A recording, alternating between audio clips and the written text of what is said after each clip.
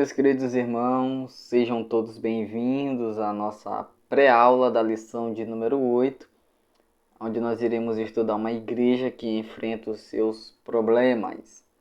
Iremos aprender com a igreja de Jerusalém como resolver os próprios problemas que a igreja ela enfrenta. Eu peço para você deixar o like neste vídeo, se inscrever no canal se você ainda não é inscrito. E sempre avisando a você, que esses slides eles estão todos disponíveis no nosso canal lá no Telegram. O link está aqui na descrição desse vídeo e você não paga nada para fazer parte lá do nosso canal no Telegram. Então, se você quer esses slides para você apresentar aí na sua aula, ou se você quer eles para você estudar aí, enfim, você vai poder baixar todos eles lá em PDF. Tá bom? Então, essa lição nós iremos estar aqui no capítulo de número 6 de Atos dos Apóstolos. E nós vamos ver como é que a igreja de Jerusalém enfrentou esse problema que surgiu aqui no capítulo de número 6. O textuário nos diz o seguinte: Escolhei, pois, irmãos, dentre vós, 7 varões de boa reputação, cheios do Espírito Santo e de sabedoria, aos quais constituamos sobre este importante negócio. Atos capítulo 6, versículo de número 3. Ali os apóstolos eles estão dando as qualificações para alguém, para 7 homens, aqui nesse contexto, que iriam assumir uma posição na igreja e iriam ser responsáveis na distribuição ali diária, ou seja, os diáconos da igreja.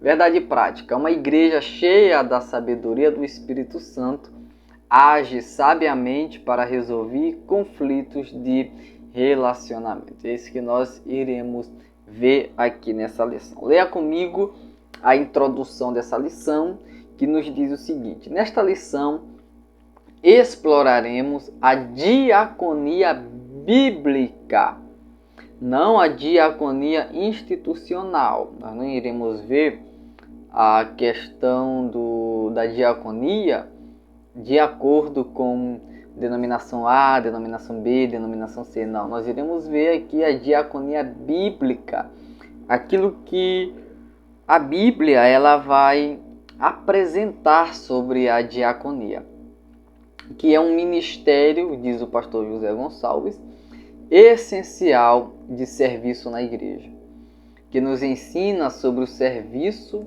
ao próximo.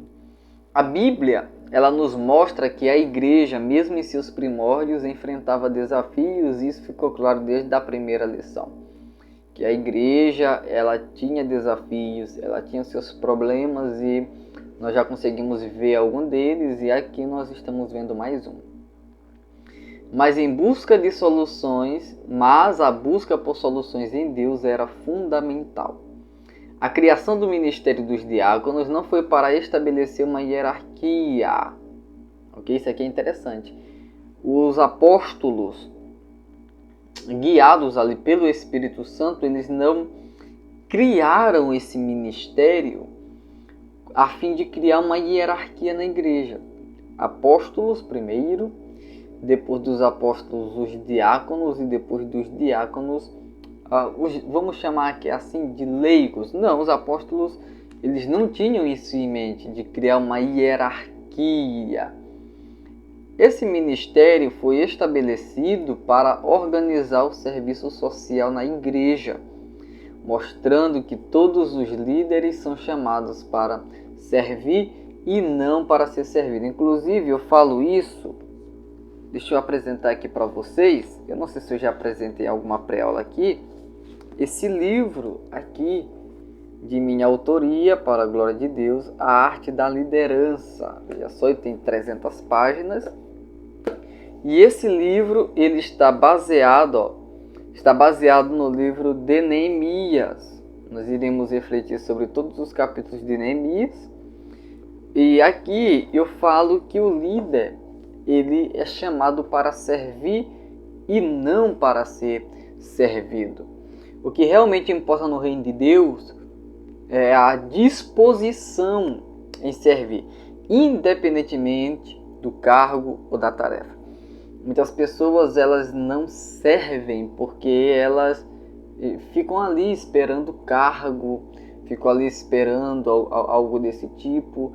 Aí eles não evangelizam porque eles esperam uma consagração para o ministério evangelístico, sendo que já tem a chamada evangelística na vida deles, simplesmente por eles fazerem parte da igreja. A igreja é chamada para evangelizar. E nós, como membros da igreja, nós também fomos chamados para evangelizar. Então, muitas pessoas elas não servem porque elas ficam ali dependentes do cargo. Elas não visitam os irmãos quando estão doentes, quando estão precisando de algum auxílio, porque elas dizem que isso aí não é cargo delas, ok? Mas nós devemos aqui ter a disposição para servir, independentemente do cargo em que nós venhamos a ocupar.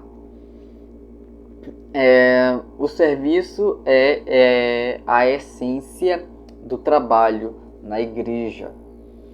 O primeiro ponto da nossa lição fala sobre a identificação dos conflitos aqui na igreja de Jerusalém. O primeiro subponto da nossa lição, conflito de natureza cultural. Então, o primeiro conflito que ocorreu aqui nessa igreja foi o conflito de natureza cultural. Para isso, nós vamos ler o texto, que é Atos dos Apóstolos, capítulo de número 6 e o versículo de número 1. Então, eu convido você que estiver com a Bíblia aí próxima, a você abrir esse texto para nós lermos juntos. Diz assim: Ora, naqueles dias, multiplicando-se o número dos discípulos, e graças a Deus a igreja estava crescendo, né? Houve murmuração dos helenistas contra os hebreus, porque as viúvas dos helenistas estavam sendo esquecidas na distribuição diária. Então os 12 convocaram a comunidade dos discípulos e disseram: não é razoável que nós abandonemos a palavra de Deus para servir às mesas. Então a igreja de Jerusalém ela era composta por judeus de fala hebraica, que são aqui os hebreus, aqui do texto, do versículo de número 1, né? Os hebreus, e também judeus de fala helenista, ou seja, que falavam ali o grego. Então nós temos dois grupos aqui, todos judeus, né? Só que eram 2 grupos de judeus diferentes. Esse primeiro grupo, eles falavam hebreu.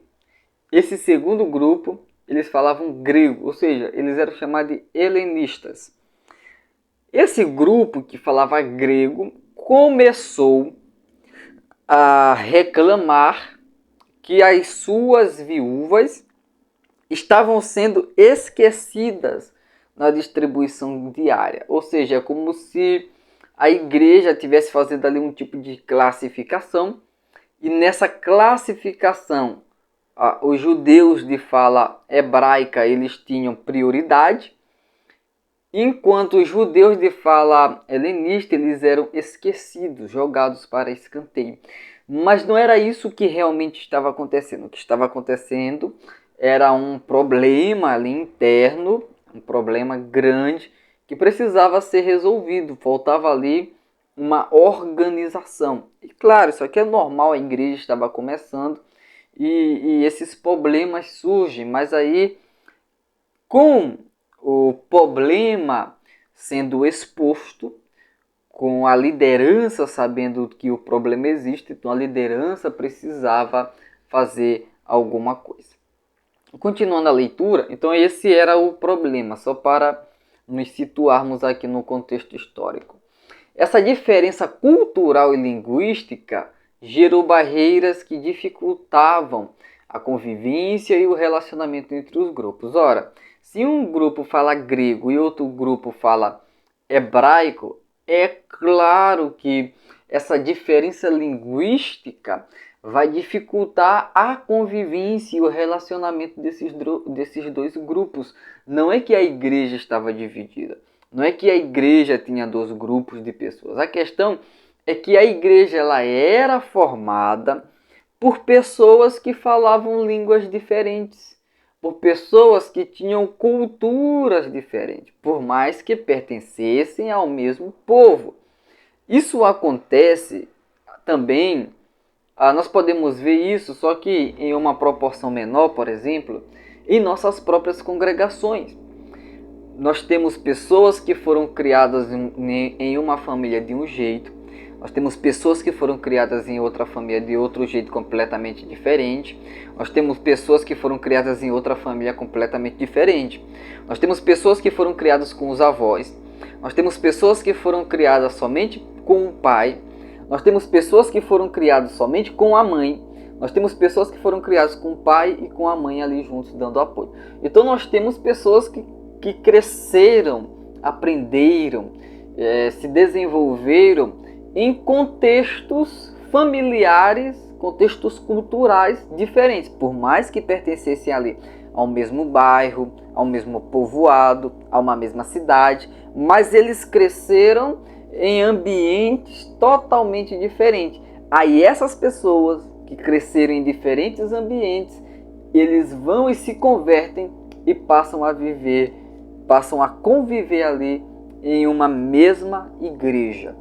Claro que vai ter essas dificuldades no que diz respeito a esse conflito de natureza cultural. Porque uns foram criados de outra forma, outros foram criados de outra. E aí é que entra a ação do Espírito Santo. Então, para exemplificar isso, é mais ou menos isso que estava acontecendo aqui. Algumas pessoas falavam grego, outras pessoas falavam hebraico, somente hebraicos, que falavam grego, somente grego, e aí claro que vai gerar aí barreiras que vão dificultar a convivência e o relacionamento entre esses dois grupos. Essa divisão cultural causou tensões na comunidade, na igreja, mostrando que a diversidade precisa ser entendida e respeitada para que se evite conflitos.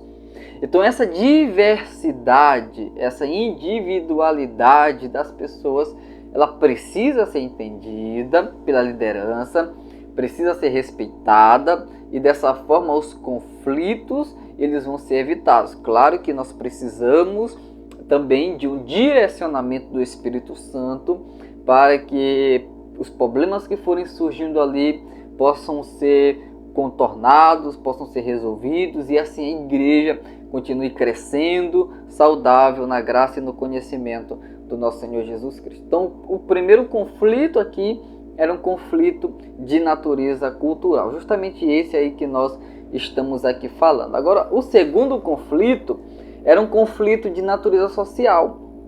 Em consequência da barreira cultural, essa que nós falamos ainda há pouco, as viúvas dos judeus helenistas, aqueles que falavam grego, estavam sendo negligenciadas na distribuição diária de donativos.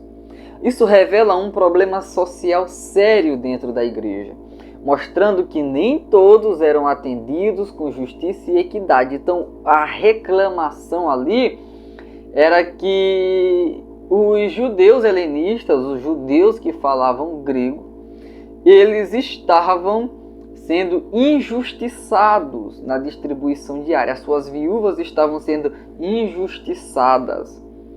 Aí pode gerar aqui a questão que poderia estar havendo ali um preconceito.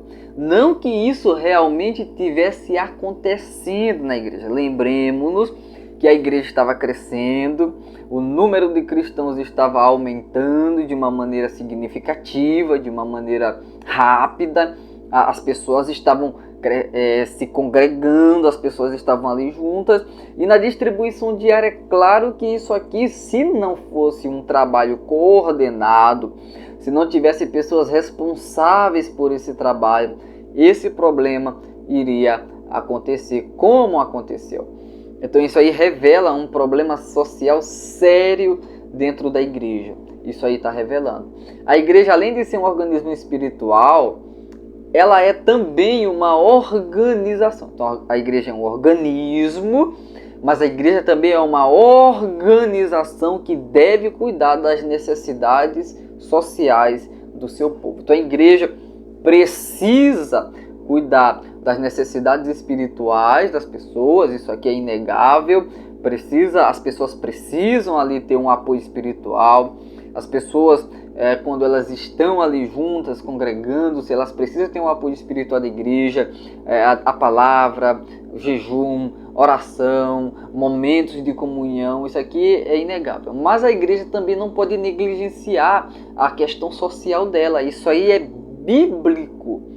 A igreja, biblicamente falando, ela também é uma organização social. E ela não pode negligenciar esse papel. A igreja não pode negligenciar esse papel social dela. Ok? Inclusive, nós temos textos na Bíblia onde os apóstolos, eles escreveram e eles disseram assim: se tu vê o teu irmão com frio, tu diz para ele, Deus te abençoe, em vez de tu dar um cobertor para ele se cobrir. Então isso aí você demonstra que você não está amando o seu irmão. Ok? Tiago dizendo que as pessoas que sabem fazer o bem e não fazem, elas estão pecando contra o Senhor. Então essa parte social da igreja, uma parte social que em alguns lugares por aí, em alguns ambientes, essa parte é negligenciada. Em alguns ambientes, membros que sofrem, membros que estão passando dificuldades financeiras, dificuldades até mesmo no que diz respeito à alimentação, à moradia, e estão sendo negligenciados pela igreja. Isso não pode acontecer.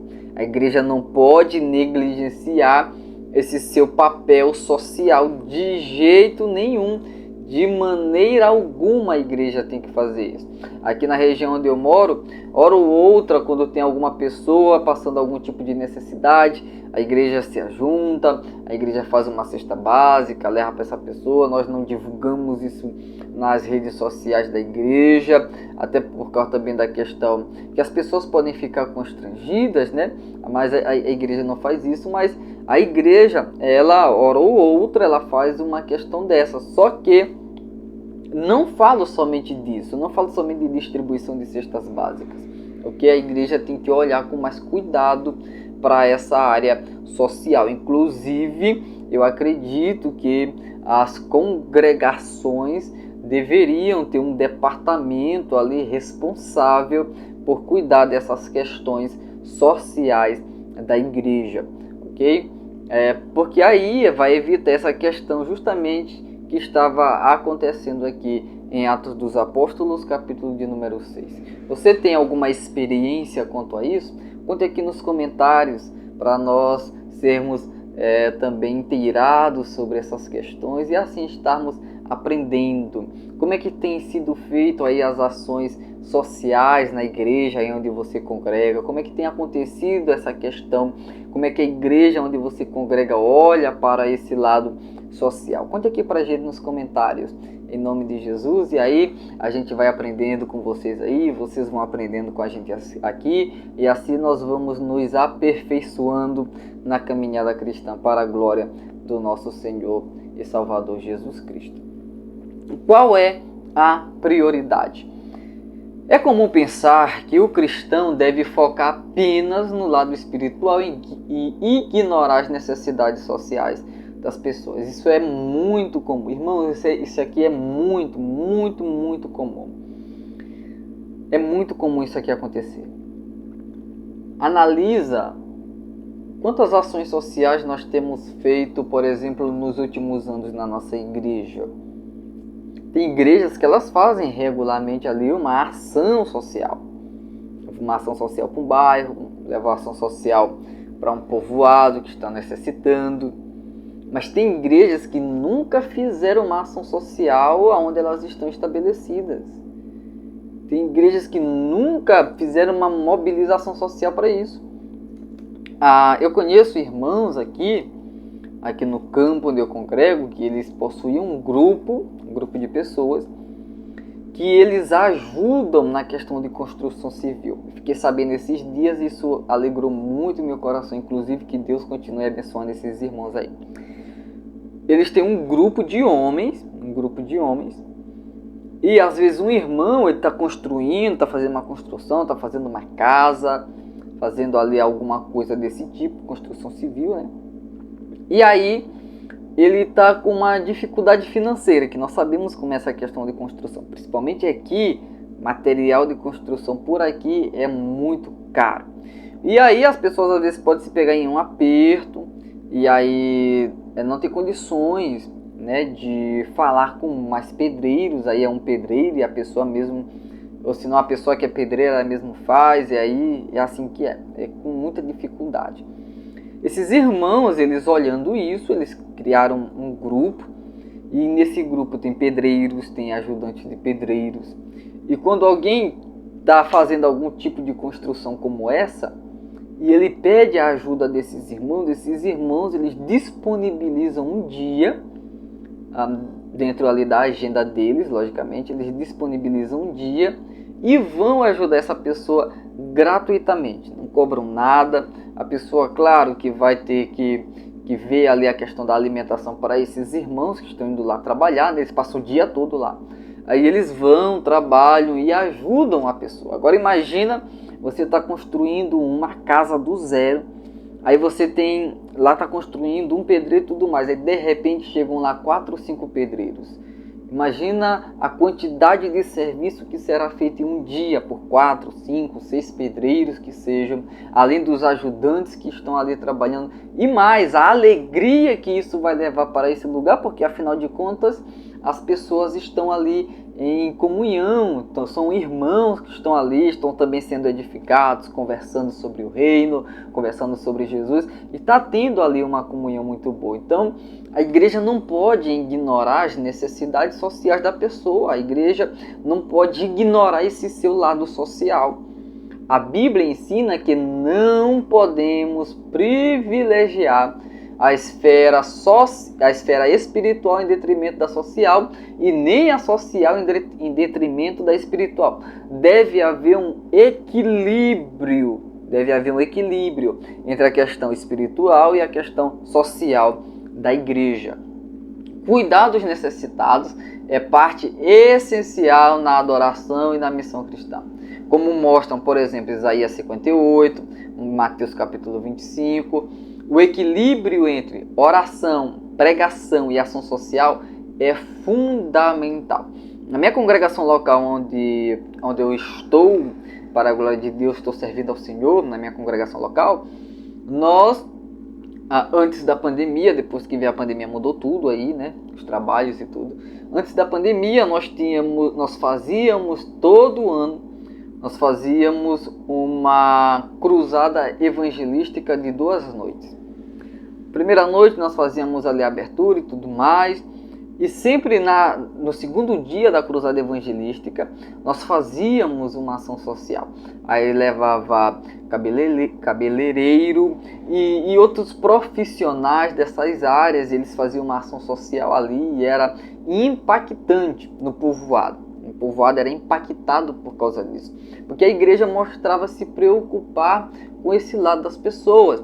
Aí levava técnicos de enfermagem, aí tinha os profissionais de várias áreas lá que ajudavam, estavam ali servindo as pessoas, não somente os crentes, mas as pessoas ali da comunidade que não pertenciam à igreja, que não faziam parte da igreja, que não eram crentes. E isso tinha um resultado muito positivo nessa questão.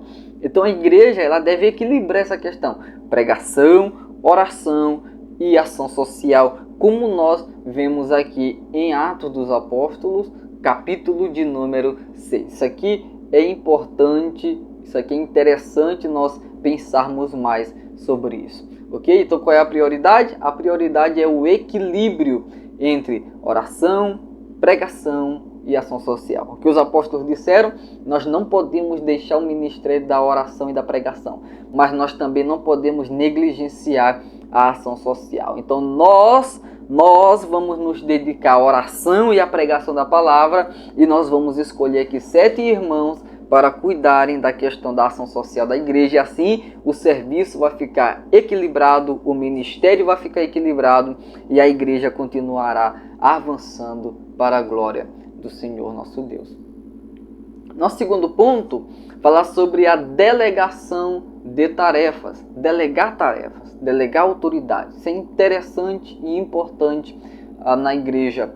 O ministério da oração e da palavra. Vamos continuar lendo aqui, nós paramos no versículo de número 2, vamos ler agora o versículo de número 3. Mas, irmãos, escolhei dentre vós 7 homens de boa reputação, cheios do Espírito e de sabedoria, aos quais encarregaremos desse serviço. E quanto a nós, nos consagraremos à oração e ao ministério da palavra.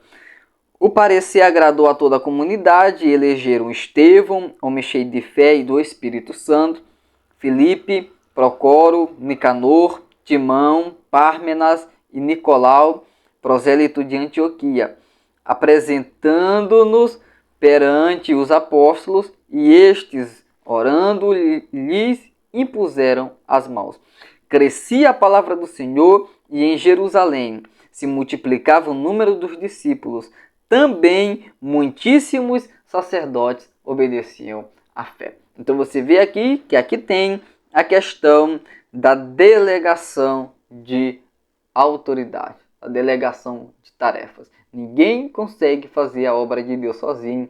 Os apóstolos compreenderam isso muito cedo. Na verdade, Jesus já havia ensinado sobre essa questão, que ninguém consegue fazer a obra de Deus sozinho.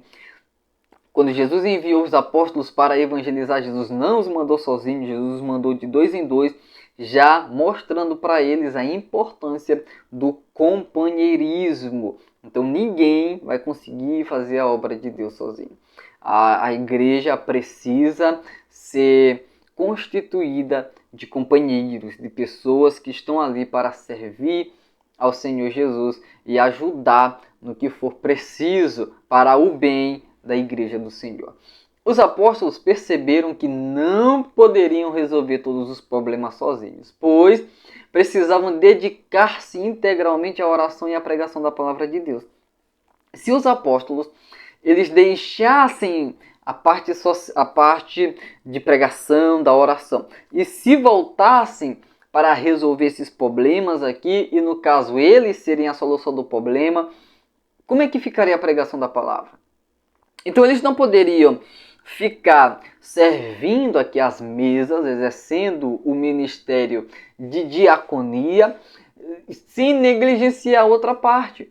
E eles não poderiam se dedicar à palavra de Deus e à oração sem negligenciar a questão social. Então havia ali um paradigma. Aonde é que nós vamos ficar? Nós vamos ficar na palavra e na oração, nós vamos cuidar das coisas sociais. Então algo deveria ser feito.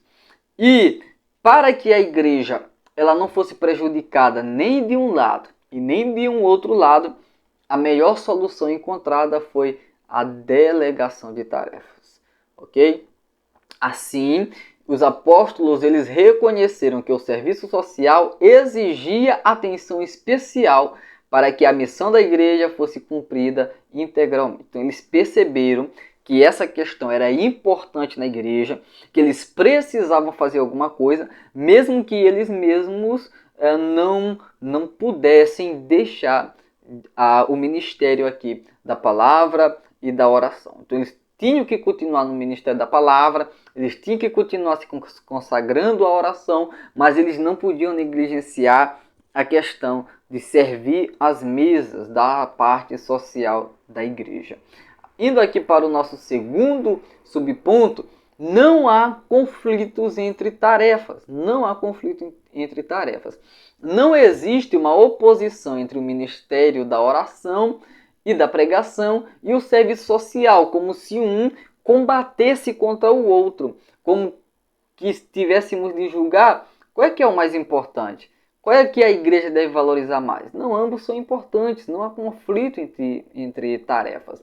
Ambos são essenciais e se complementam para a missão da igreja. Negligenciar um deles implica falhar no propósito de Deus para o corpo de Cristo. Se eu negligenciar a parte social, eu vou estar falhando como igreja. Se eu negligenciar a parte espiritual, eu vou estar falhando como igreja. Como nós já falamos lá no início da nossa aula, alguns minutos atrás, nós temos uma tendência, nós temos uma inclinação a nós supervalorizarmos a questão social, a oração, o jejum, a pregação, e desvalorizarmos ou negligenciarmos, em muitos casos, essa questão social. Mas aqui nós estamos vendo que é necessário haver um equilíbrio entre as questões espirituais e as questões sociais. Ok?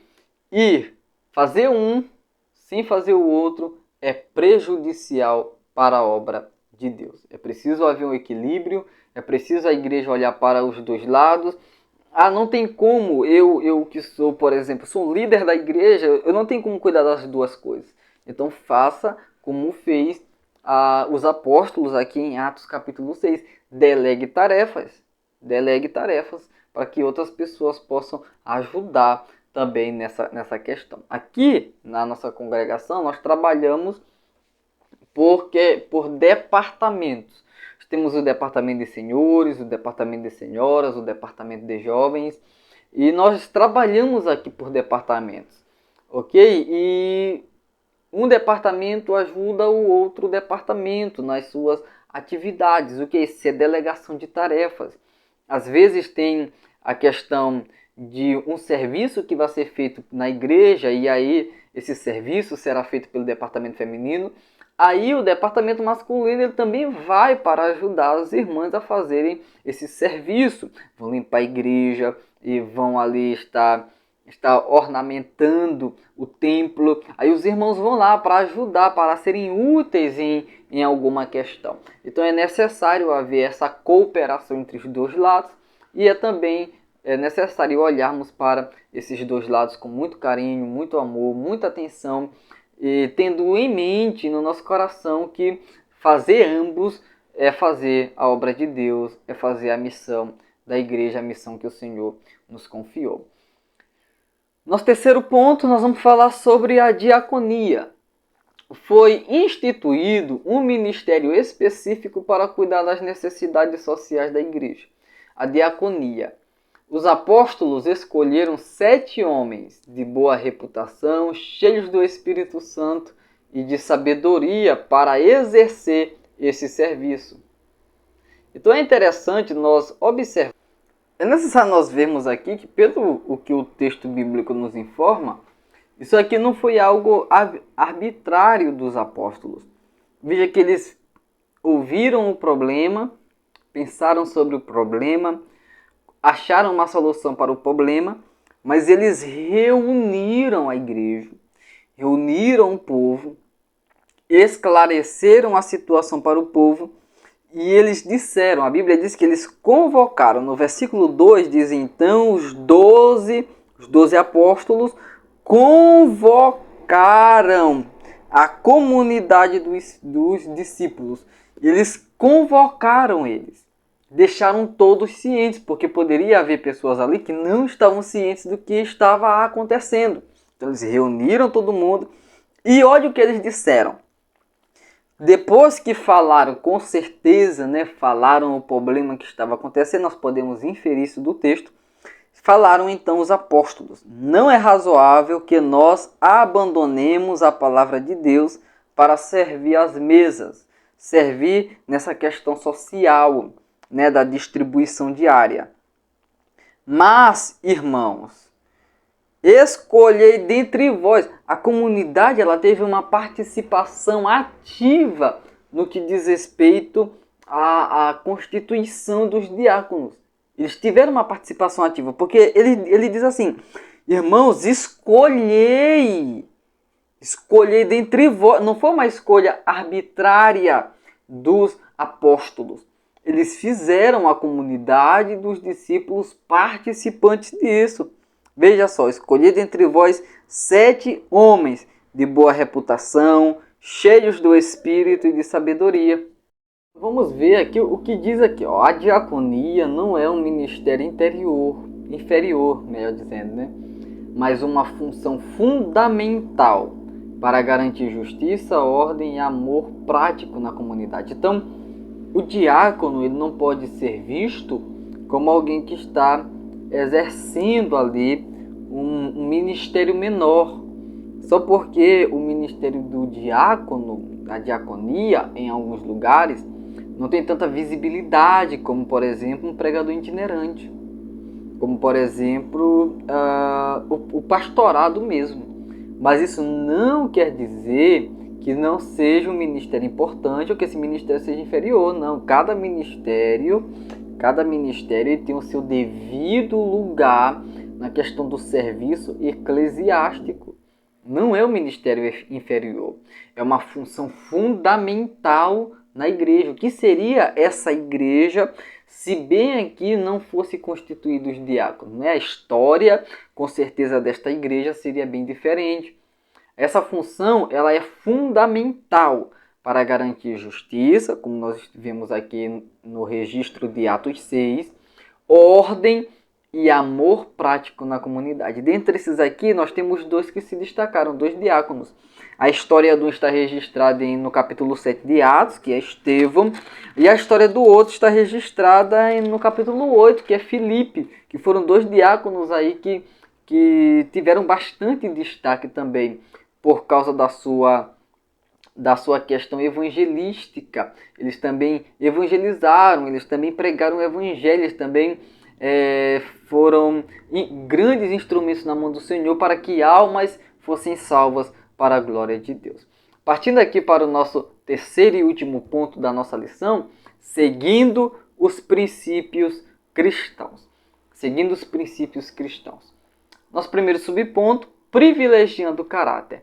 A principal exigência para os diáconos era ter um caráter irrepreensível. Veja só que a Bíblia ela nos dá diretrizes muito claras sobre isso. Né? A Bíblia nos dá diretrizes claras sobre a questão ministerial. Quando for falar do ministério de diaconia, a Bíblia ela nos dá aqui 3 exigências em Atos 6, que foi aonde surgiu esse ministério. Boa reputação, cheios do Espírito, cheios de sabedoria. Essas eram as exigências principais para que alguém fosse candidato ao ministério de diaconia. A principal exigência para os diáconos era ter uma boa reputação. Era a questão de um caráter irrepreensível. Do grego, martireu, que significa testemunha, da onde vem a palavra mártir, né? Isso aí inclui integridade, honestidade e autenticidade. O caráter é essencial para o ministério, pois a falta dele causa escândalos e prejudica a igreja. Imagina essa igreja que ela já está com um problema aqui sério, uma questão aqui que algumas pessoas estão se sentindo, e na verdade estavam sendo, até dependendo da ótica que você vai usar isso, injustiçadas na distribuição diária. E aí, imagina colocar alguma pessoa que tivesse ali um caráter duvidoso, um caráter repreensível. Então, em vez de ajudar na resolução do problema, o problema iria tomar dimensões muito maiores das que ele já havia tomado. Então, aqui é necessário que o caráter seja levado em consideração no que diz respeito a isso. Então, é preciso que a igreja ela olhe com mais atenção essas questões, principalmente as questões bíblicas, sobre o caráter da pessoa que nós estamos colocando em um ministério de liderança, sobre as pessoas para quem nós estamos delegando autoridade de liderança, para quem nós estamos delegando tarefas. É preciso seguir à risca aquilo que a Bíblia diz. É preciso seguir à risca as instruções bíblicas, porque senão nós corremos um grande risco. Nós como igreja, nós corremos um grande risco de estar colocando alguém em uma posição de liderança que não era para estar ali naquela posição de liderança. Não é? Então nós precisamos seguir à risca aquilo que a Bíblia diz, os princípios estabelecidos na palavra de Deus. Aqui o nosso segundo e último subponto, exercitando os dons. Além do caráter, Os diáconos deveriam ser cheios do Espírito Santo e também cheios de sabedoria. Precisavam ser pessoas em que os irmãos reconheciam que eram homens cheios do Espírito Santo e também homens cheios de sabedoria. Isso significa não apenas ter um conhecimento intelectual, isso não significa apenas isso, mas ter um fervor espiritual e ter discernimento para lidar com os desafios do serviço. Porque esse desafio aqui, ele já estava sendo resolvido, mas viriam outros desafios, surgiriam outros desafios, surgiriam outros problemas. E aí, esses homens precisariam ter discernimento, precisariam ter sabedoria para saber lidar com essas questões que iriam surgir. Não somente sabedoria, mas também serem cheios do Espírito Santo para compreenderem a direção que o Espírito Santo daria a eles. A atuação deve unir ética, espiritualidade e sabedoria prática. Ética ele vai ser irrepreensível. Espiritualidade, ele é cheio do Espírito Santo. E sabedoria prática, sabedoria para lidar com os problemas que iriam surgindo ali nessa nova função que nasceu aqui em Atos dos Apóstolos, capítulo de número 6. Partindo agora para a nossa conclusão, aprendemos nesta lição a importância do serviço cristão. A igreja espiritual é também social, como nós vimos, precisa haver um equilíbrio. Devemos nos dedicar tanto ao ministério da oração e pregação, devemos orar, devemos pregar, mas também devemos nos dedicar à assistência aos mais necessitados. A igreja que cuida da alma também deve cuidar do corpo. Deus não é glorificado na desgraça de ninguém. Se há um necessitado em nosso meio, e há, tá? Se houver algum necessitado em nosso meio, e há necessitado em nosso meio, devemos considerar os princípios bíblicos ensinados nessa passagem das Escrituras para alcançá-lo. Assim, a igreja cresce como igreja de Deus e o Senhor é glorificado. Basta nós vermos o que aconteceu depois que esse problema foi resolvido. Atos capítulo 6, versículo de número 7. Crescia a palavra de Deus e em Jerusalém se multiplicava o número dos discípulos. Também muitíssimos sacerdotes obedeciam à fé. Até sacerdotes que outrora foram inimigos do ministério de Jesus, agora estavam aderindo à fé cristã, estavam confessando esse Jesus como Senhor e Salvador de suas vidas, como o Messias prometido de Israel.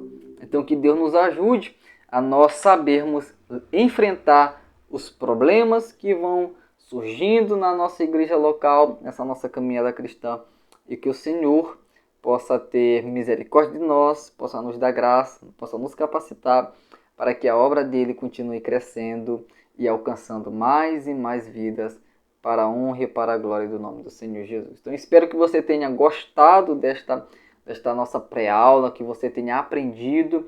Se isso aconteceu com você, peço que você compartilhe esse vídeo com mais alguém. Tá bom? Abençoe outra pessoa, abençoe outra vida. E assim que Deus ele continue nos abençoando. E se for da vontade dele, nos encontramos na próxima pré-aula de número 9, a lição de número 9, a Escola Bíblica Dominical. Você está no canal Pitada de Bíblia e é um prazer poder cooperar com a sua vida cristã. Até o próximo vídeo, permitindo o Senhor nosso Deus.